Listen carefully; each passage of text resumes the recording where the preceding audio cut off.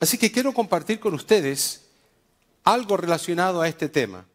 El título de este mensaje es ¿qué es la Biblia? Levante la mano los hermanos que trajeron la Biblia. ¿Ok? Veo que algunos levantan el teléfono, otros alguna tableta. No importa. Mientras usted pueda leer la palabra del Señor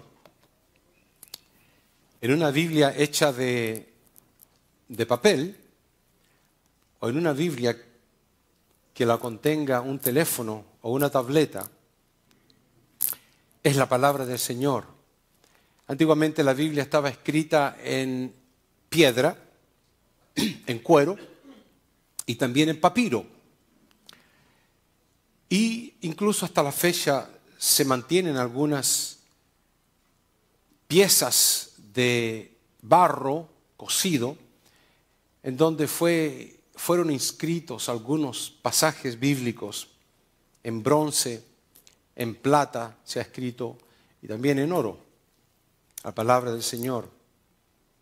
Un misionero le llevó un pasaje bíblico a uno de los reyes en África, precisamente tallado en oro.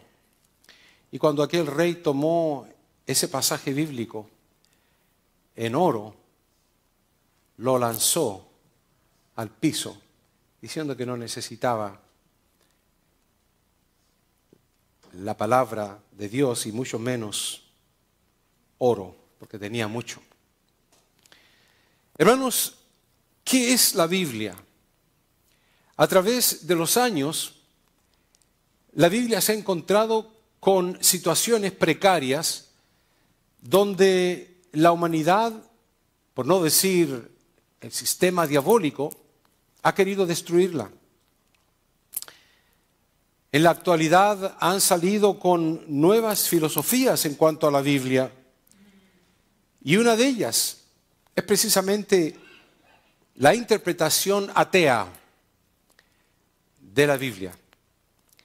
Ellos dicen, por cierto, la Biblia es una colección de antiguos escritos que incluyen mitos, leyendas, poesía y relatos históricos creados por humanos a través del tiempo. Esa es una interpretación atea. Hay otras interpretaciones ateas, lo cual son menos problemáticas como esta, porque esta no le da ningún crédito de ser la palabra de Dios. Y ellos dicen en alguna u otra oportunidad que la Biblia es un documento cultural e histórico que contiene lecciones éticas y narrativas morales donde algunos encuentran dirección a su extravío.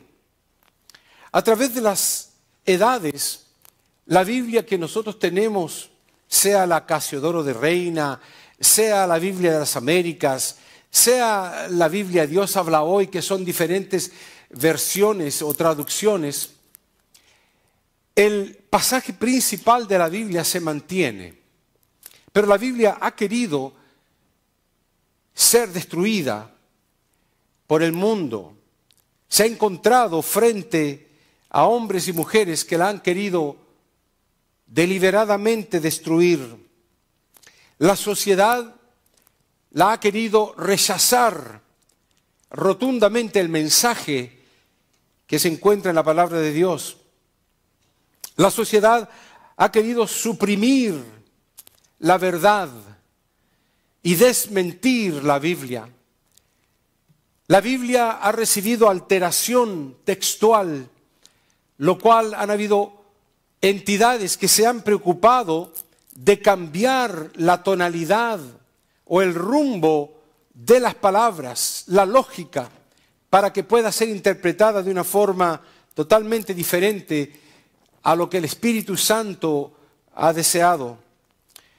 La Biblia ha sido la razón por la cual mucha gente ha muerto. En el antiguo tiempo, personas que tenían la Biblia las mataban, y no solamente con una muerte fácil, sino que las quemaban. Las personas que leían la Biblia también les quitaban el cuero a esas personas y las abrían hasta que morían. Solamente por hacer lo que usted y yo hacemos supuestamente todos los días con la Biblia, tenerla en nuestro hogar y leerla, por supuesto. La persecución romana fue implacable. La persecución romana matando a personas al revés y al derecho porque tenían y querían entender el mensaje de la Biblia. La persecución socialista de países socialistas en donde han querido suprimir la Biblia, quemarla, descontinuarla, destruirla, y la persecución comunista en países en la actualidad incluso. A través de los años nos hemos encontrado con hombres como quien fue Francois-Marie Arcueil, el filósofo ateo francés llamado Voltaire. Otras veces he mencionado de él. Declaró que en 1976, él dijo, dentro de 100 años ya no existirán Biblias, sino una que otra, como un libro de antigüedad y un libro que se ponga solamente en el estante en 1776. Interesantemente, cuenta la historia que 100 años más tarde, la misma casa e imprenta de este hombre se utilizó para imprimir Biblias a través de la Asociación Evangélica de Ginebra. Interesantemente, las palabras que él dijo tuvo que tragárselas, aunque ya estaba muerto, pero el mundo fue testigo de la absurdez de sus palabras y lo que dice la palabra de Dios también, la necedad de los que no creen en Dios. Cuando se atravesó el oscurantismo, el imperio romano, con aquel oscurantismo, un periodo aproximado de 1000 años, desde el año 476 hasta 1492 aproximadamente. Esto se asocia con la censura y la restricción del texto bíblico por parte de la Iglesia Católica, donde se leía el texto, pero se leía en latín para que nadie pudiera entenderlo, con la suprema razón y motivo de dejar a las personas en la total oscuridad espiritual. Esa ha sido la suerte de la Biblia. Luego, pocos años después, la nueva definición soviética de la Biblia de ellos. La Biblia es una colección de leyendas fantásticas sin soporte científico, llena de ideas confusas, errores históricos y contradicciones. Esto es lo que piensa el mundo socialista o comunista incluso. También tenemos la famosa Biblia coreana del norte, lo cual en 1980 Corea del Norte publicó su propia traducción de la Biblia.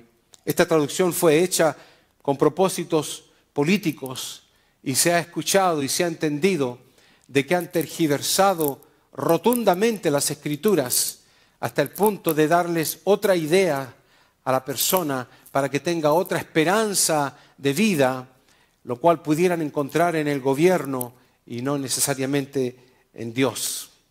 Y así como esto, hemos visto otras también más comunes.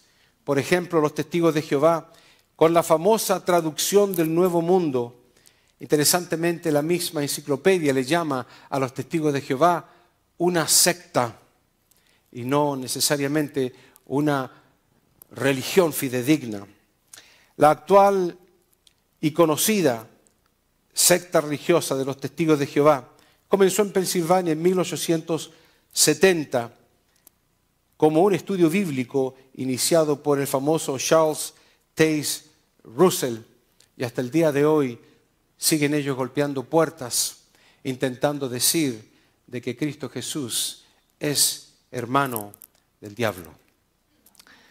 Y cosas semejantes, no lo dicen directamente de esa forma, pero lo insinúan de una forma prácticamente directa. Hermanos, para traer este pensamiento, yo consulté con el AI, la inteligencia artificial. Le pregunté acerca de qué creía la inteligencia acerca de la Biblia. Y ella me respondió lo siguiente: el texto central de la Biblia, especialmente el Nuevo Testamento, se ha mantenido extraordinariamente bien preservado, manteniendo la totalidad del mensaje y la central doctrina de forma consistente. Muy interesante la respuesta de AI, asegurándonos de que sí se ha mantenido el mensaje de forma fidedigna y de forma consistente.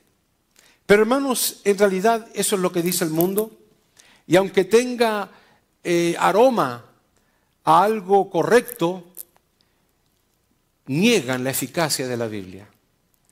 El mundo tiene una apariencia religiosa. De las 7 religiones del mundo que existen y se fragmentan a millones de religiones más, todas tienen algo en común. Todas, absolutamente todas, tienen algo en común. De que para acercarse al Dios de ellos, con Dios minúscula, ellos tienen que llevar a cabo algún tipo de sacrificio. La única fe, por no llamarle religión, aunque es parte de las 7 religiones principales del mundo, que dice de que el hombre adquiere total salvación de su alma a través del sacrificio de otro, incluso de un inocente, es la religión evangélica. Para poder entender qué es la Biblia desde el punto de vista evangélico, la Biblia es la única y máxima autoridad de Dios en la tierra. Nadie más puede venir con un atalaya, por decir algo, con un Bhagavad Gita, por decir el texto hindú, o con un libro de Mormón, por decir algo. La Biblia es la única autoridad máxima en la tierra. Si el hombre busca a Dios a través de otro tipo de texto, va a encontrar el infierno. Pero si busca a Dios a través de la Biblia, de la Escritura, de las palabras de Dios escritas en el libro llamado Biblia, lo cual la palabra Biblia significa biblioteca, acumulación de escritos, nada más y nada menos, van a encontrar la vida eterna. Aparte de la Biblia no hay ningún otro libro que venga de parte de Dios. Años atrás, en mi juventud, allá en Miami, tomé un libro que me parece que yo mismo lo había comprado y me pareció interesante el título. Y cuando lo abro con tantos deseos para comenzar a leerlo, porque era un libro supuestamente cristiano, lo primero que me encontré en su primer párrafo era: esta es una nueva revelación de Dios. Hasta ese momento me sobró y me bastó para tomar ese libro y caminar hacia el latón de la basura, aunque recién lo había comprado, y depositarlo en él. Porque no hay una nueva revelación que algún humano pueda surgir o traer a la humanidad. Aparte de la Biblia no hay ningún otro libro que venga de parte de Dios. el Espíritu Santo reveló a los hombres, inspirándolos con todo lo que escribieron, lo cual se llama una escritura plenaria, total y completa, de lo que Dios quería decir.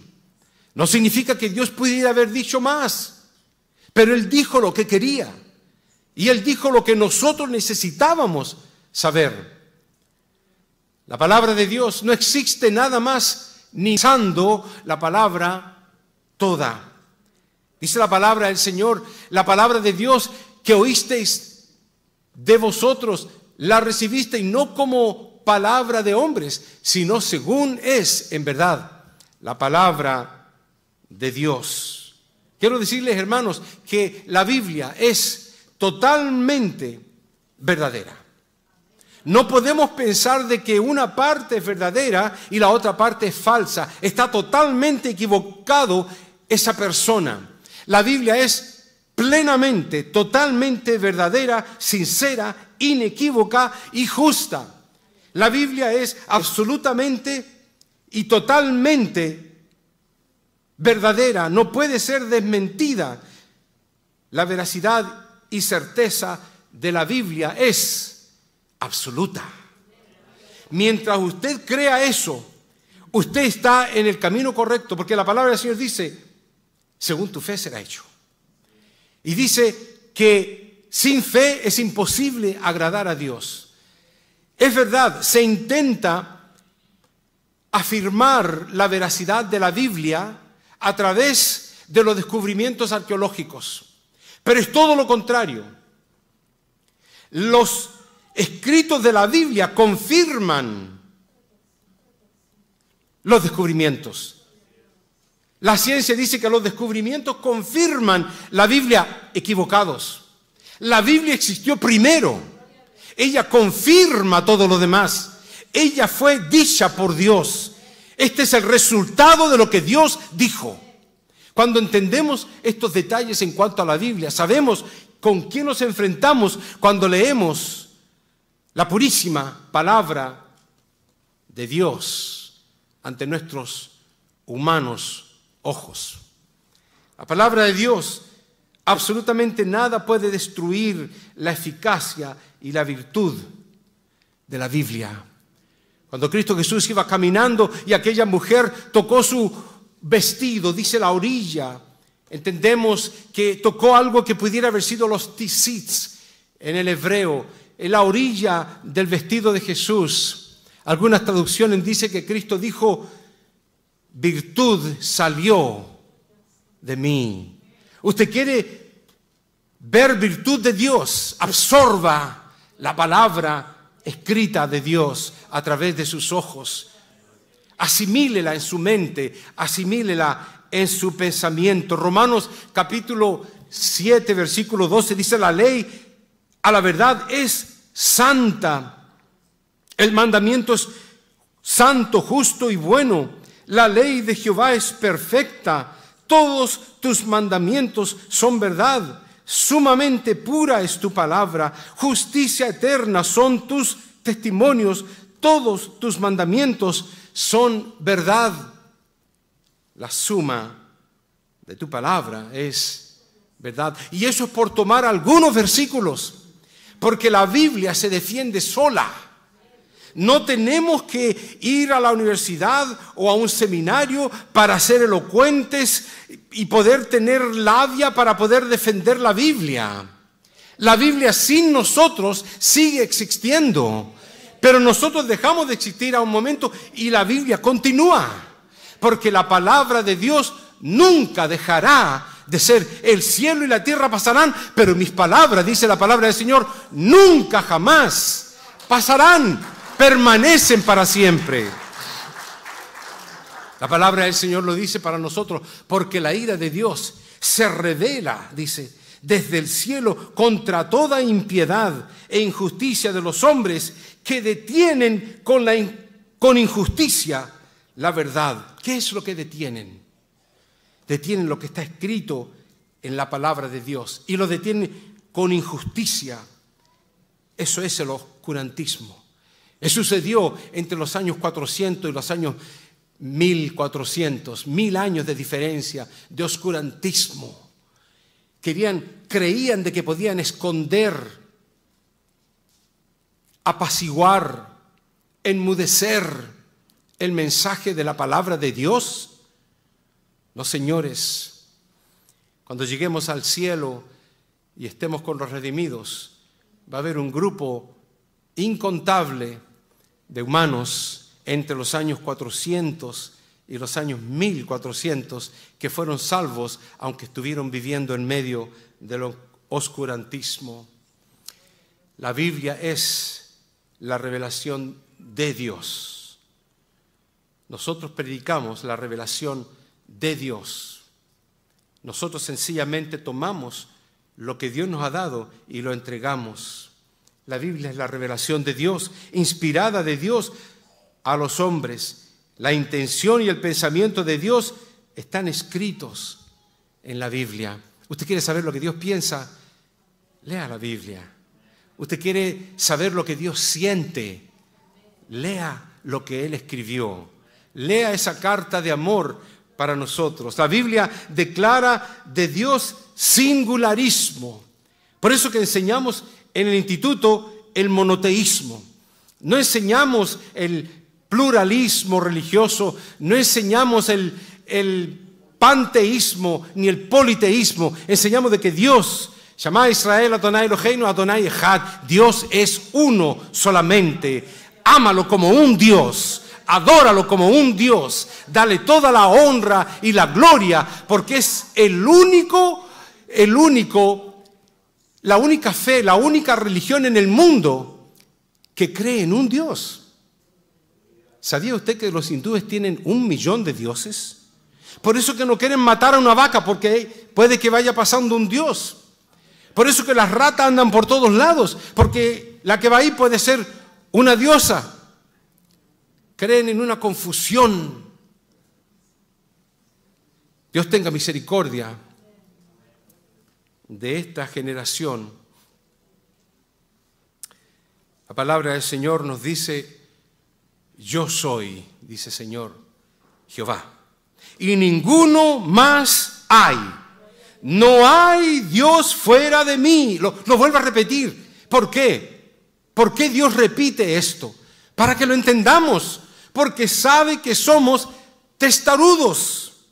Para que se sepa desde el nacimiento del sol y hasta donde se pone que no hay más que yo. Yo Jehová, y ninguno más que yo, que formo la luz y creo las tinieblas, que hago la paz y creo la adversidad. Yo soy el que hago todo esto y lo confirma ante nuestros ojos. Y por eso Él nos llama y nos dice: ven ahora, que yo soy y no hay dioses conmigo.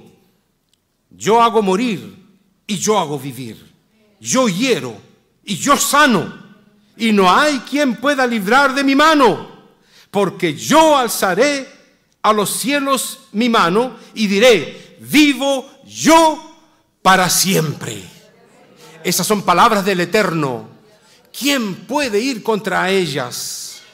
La palabra del Señor nos dice: aprende pues hoy y reflexiona en tu corazón que Jehová es Dios arriba en el cielo y abajo en la tierra, y no hay otro. Y se acaba. Este es Dios hablando. ¿Por qué usted cree que puso estos mensajes tan fuertes, claros, tan obvios, tan dogmáticos, legalistas si se quiere? ¿Por qué no? Dios se lo merece. Dios es soberano, correcto. Él tiene la autoridad. En una oportunidad dije: bueno, Dios es egocéntrico.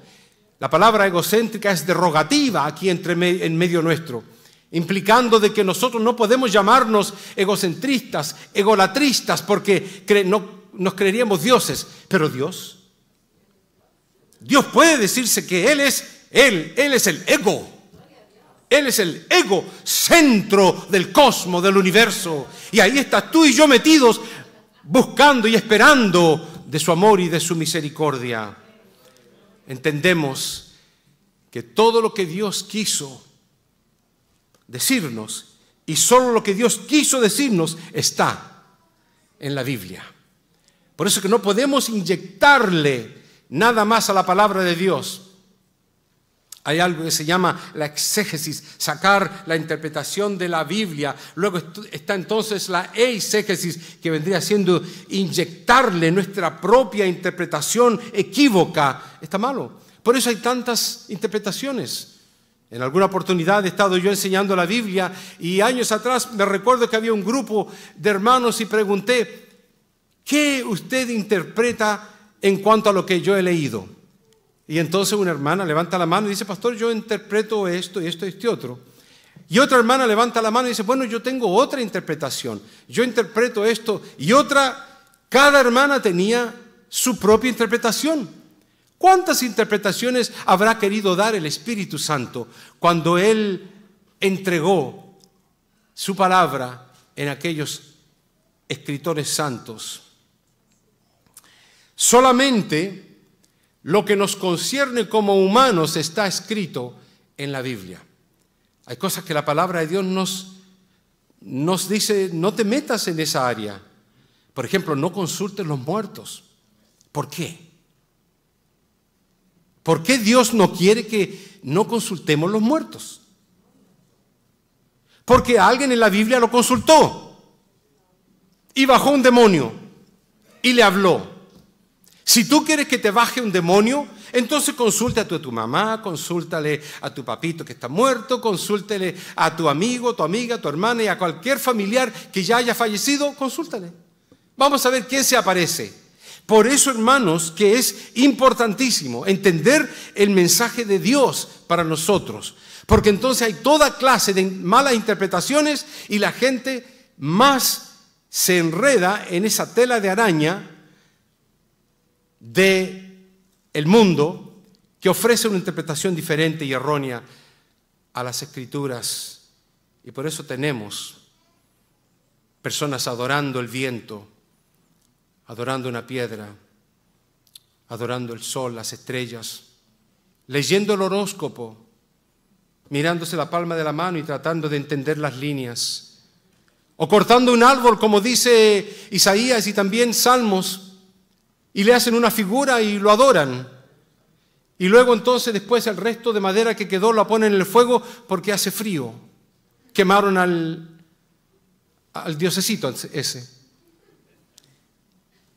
Entonces, hermanos, la Biblia está totalmente completa. No se le añade nada ni se le quita nada. Y la palabra de Dios lo confirma. Y dice, no añadiréis a la palabra que yo os mando, ni disminuiréis de ella. Incluso nos dice, si alguno añadiera estas cosas, Dios traerá sobre él las plagas que están escritas en este libro. Si usted quiere que esas plagas lo destruyan, pues haga lo que muchas religiones han hecho, escribir lo que ellos creen para beneficio propio. Y si alguno quitare de las palabras del libro de esta profecía, Dios quitará su parte del libro de la vida. No, Señor, yo quiero que mi nombre se mantenga allí, que no se quite para nada, y que cuando el ángel pase lista, yo escuche mi nombre completo y pueda decir presente. ¿Y usted? Gloria a Dios. La exigencia moral de la Biblia es la santidad tuya y la santidad mía. Dios no se conforma con un vivir mediocre. Dios no se conforma con un vivir neutral entre el caliente y lo frío, andar por dos aguas. No, señores. El cometido enfático e implacable de la Biblia es la santidad tuya ante Dios. La palabra de Dios es tajante. La Biblia nos presenta a Dios indignado. ¿Sabe lo que significa indignado? Enojado y airado por el pecado de los hombres. Leyendo la historia de grandes y famosos evangelistas del mundo, me encontré con uno de ellos, lo cual terminó escribiendo un libro, él, más que un libro, Pero cuando predicó esa predicación, la gente se tiraba al piso, los americanos, con llanto y con un gemido y con un temor, porque el Espíritu de Dios había tocado el corazón de aquellos hombres que eran cristianos evangélicos, pero estaban viviendo vidas mediocres, porque tú no eres un Dios que se complace en la maldad, dice la palabra de Dios. El malo no habitará junto a ti. Los insensatos no estarán delante de tus ojos. Aborrecerás a todos los que hacen iniquidad. Destruirás a los que hablan mentira. Al hombre sanguinario y engañador abominará Jehová. Cuando aquel hombre escribió aquel mensaje, Jonathan Edwards es su nombre. Él entregó esta predicación llamada Pecadores en manos de un Dios airado. Solamente el título daba temor, porque si tú te identificas como un pecador, vas a tener a Dios como enemigo. Pero si te identificas como uno redimido por la sangre derramada en la cruz del Calvario, te vas a identificar como un hijo de Dios, parte de la familia de Dios. Este hombre, uno de los más grandes avivamientos de la historia americana, comenzó con el sermón Pecadores en manos de un Dios airado. Y la palabra de Dios nos dice: al malo y al que ama la violencia, su alma los aborrece. Sobre los malos hará llover calamidades. Fuego, azufre y viento abrasador será la porción del cáliz de ello. Al ir terminando este pensamiento, quiero decir y agregar que la pasión imperativa de la Biblia es la salvación del alma de los hombres. Y solo la Biblia determinará el destino que tú vas a tener. Tú no lo determinas. Alguien dijo, bueno, pero es mi decisión. Interesantemente no. Interesantemente lo determina Dios. Ahora no somos robots. No hemos sido programados para algo. La palabra del Señor dice: hijo mío, dame hoy tu corazón. Dios no te pide dinero, no te pide caminar de rodillas, ni tampoco le pide, como le pidió a Noé, hacer un arca gigantesca. Te pide tu corazón. Y cuando entendemos lo que significa el corazón, entendemos que es el aspecto almático del hombre, lo cual contiene los tres elementos del alma: el pensamiento, las emociones y la voluntad. Entonces, hermanos, el tema principal de la Biblia es Jesús, como único Salvador y dador de esta vida eterna que predicamos, confirmándolo la misma palabra del Señor. Y el que cree en mí, aunque esté muerto, vivirá. Y dice: yo he venido para que tengan vida y para que la tengan en abundancia, porque esta vida es corta, pero Él nos da una vida eterna. La palabra del Señor sigue diciendo: y Él os dio vida a vosotros cuando estabais muertos en vuestros delitos y pecados. Y como el Padre levanta a los muertos y le da vida, así también el Hijo a los que quiere le da vida.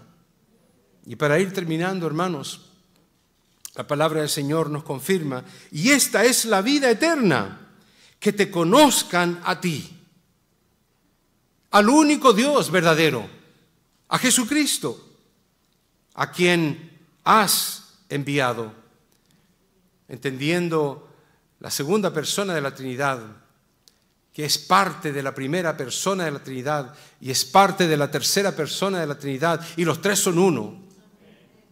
Esta es la vida eterna, que te conozcan a ti, el único Dios verdadero, y a Jesucristo, a quien has enviado, y las palabras de Jesús, que nunca jamás nadie en la historia de la humanidad ha podido declamar ni reclamar. Yo soy el camino y la verdad y la vida, y nadie va al Padre sino a través de mí, dijo Jesús. A través de estos domingos vamos a estar hablando de qué es la Biblia, de diferentes puntos y ángulos para entender lo que tenemos frente a nosotros. Y al final vamos a hacer un pacto al terminar el mes, un pacto con todos los que quieran participar de él, de fidelidad para con la lectura de la palabra del Señor. Que el Señor te bendiga, hermanos. Vamos a ponernos de pie. Y mientras usted está de pie, yo siempre hago la pregunta, porque no es una pregunta en vano, hermanos. Es una pregunta que conlleva respuesta eternal. Lo que usted decida conlleva frutos eternales. Y la pregunta es sencilla. Hablando acerca del mes de la Biblia, tengo en mi oficina un papel, lo cual es una prueba, y se la entrego a todas las personas que van a mi oficina cuando van a tener consejería. Siempre tomo el papel que fue diseñado precisamente para que me dieran la respuesta del 1 al 10 y respondan todas las preguntas y yo pueda analizar dónde está la condición de ellos como esposos, dónde está el problema, dónde fallan. Tengo 10 preguntas y en el lado de la derecha, de la extrema derecha, les digo, escribe lo que sienta tu corazón en este momento sin pensar. Lee la pregunta y responde sin pensarlo 2 veces. Hay 4 preguntas como tales. Cuando terminan aquellas personas y me dan el papel y puedo yo comparar lo que respondió el esposo y respondió la esposa y lo pongo así, puedo yo ver el problema, dónde está, cuál es la fuente del problema y por qué no se lleva bien el matrimonio. Y en base a eso entonces entrego una terapia con la esperanza de que haya mejoría. Y en el mayor porcentaje la hay. Pero la primera pregunta que hago, la número 1, es la que te voy a hacer a ti en el día de hoy, ahora mismo. Y aunque no estás en una consejería matrimonial, pero estás siendo parte de la audiencia de una iglesia que ha recibido un sermón acerca de la Biblia y yo también soy parte del grupo. La pregunta es, ¿consideras tú la Biblia el manual para tu vida? Y aunque la pregunta es relativamente corta, te deja pensando. El manual para tu vida, para tus decisiones en tu matrimonio, para tus decisiones en tu trabajo, para tus decisiones con tus finanzas, para tus decisiones de cómo te vistes, de cómo hablas, para determinar quiénes son tus amistades, para elegir a aquellas personas que te convienen y te van a ayudar moralmente o espiritualmente a crecer, y no aquellas personas que te van a deplorar tu vida espiritual, incluso peor, te van a tirar a compartir con ellos o con ellas el pecado. Es para ti el manual fundamental de ética y moral para tu vida, es la Biblia. Tu plan de trabajo.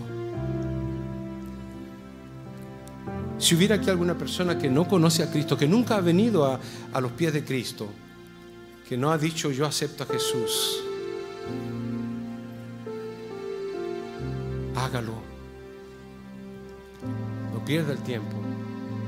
Si hubiera aquí alguien que quiera aceptar a Jesús, que nunca ha pasado al frente a una iglesia, aproveche.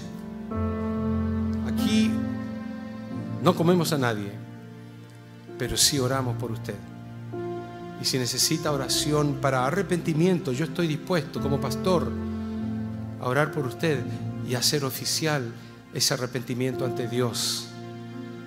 Siendo sacerdote, el término sacerdote es sencillamente el puente entre los hombres y Dios, el que representa momentáneamente, pero nuestro sumo sacerdote es Cristo Jesús. Y a Él te digo yo que vengas. Si necesitas restauración, puedo orar por ti en el lugar donde estás. Voy a terminar con una oración. Padre mío, ante tu santa y divina presencia una vez más, al ser el mes de la Biblia, Señor, vamos a hablar de este libro santo que tú nos has puesto como guía, como luz en nuestro caminar. Te pido que nos ayudes a poder entender estos misterios. Esta palabra que no pasará de moda, Señor, que se mantendrá, que es tuya, viene de tu corazón, de tu mente. Y te pedimos que la pongas en nuestro corazón, que la escribas en nuestro corazón, que nos recordemos a cada instante de tus palabras, que las apliquemos en cada instante de la necesidad, cualquiera que sea. Y que tú seas el Rey y Señor de nuestra vida y tus palabras estén en nosotros y se produzcan a través de nuestros labios para llevarlas a otros. Gracias, Padre mío, por lo que nos habla, a tiempo y afuera de tiempo. Te presento esta iglesia para que hagas una iglesia grande, una iglesia fuerte, una iglesia firme, de hombres y mujeres de pilares, hombres y mujeres maduros en la fe, que no sean movibles, que sean inamovibles, que tú los plantes en este terreno fértil de esta iglesia local y ellos puedan crecer y dar fruto y sean de beneficio para ellos mismos y beneficio también para los demás. Oh Señor, gracias por ello. Gracias, Señor. En tus manos estamos, hoy y siempre, en el nombre poderoso de nuestro Señor Jesús. Amén. Hermanos, que el Señor les bendiga. Saludaos en el amor de Cristo. Estamos despedidos.